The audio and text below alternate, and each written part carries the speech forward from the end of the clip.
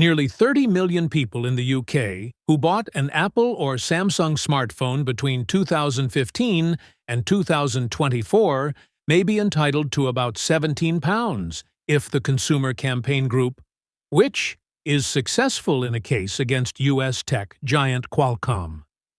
The consumer group is taking the tech giant to the Competition Appeal Tribunal in London on Monday.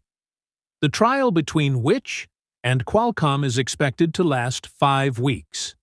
The consumer group is accusing the chip company of anti-competitive practices.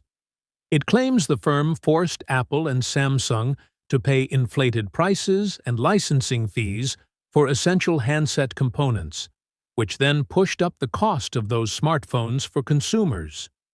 The BBC has reached out to Qualcomm for comment.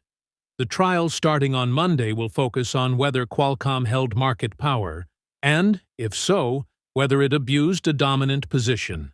If Which is successful, there will be a second stage seeking £480 million from Qualcomm to be distributed among an estimated 29 million British phone owners affected. But it could be years until this second stage concludes. We filed this claim back in 2021. So this first trial being now in 2025, it's obviously a bit of a slog. Senior Which lawyer Lisa Webb told the Today program. But the real benefit of this system is that as a consumer, you don't need to do anything. If we win, we will get you your money. The consumer group is seeking damages for all affected Apple and Samsung smartphones purchased between 1 October 2015 and 9 January 2024. It says this would probably work out at around £17 per handset. Qualcomm has previously said the case has no basis. A similar case against Qualcomm is ongoing in Canada, and the firm has also previously been fined by the EU for antitrust.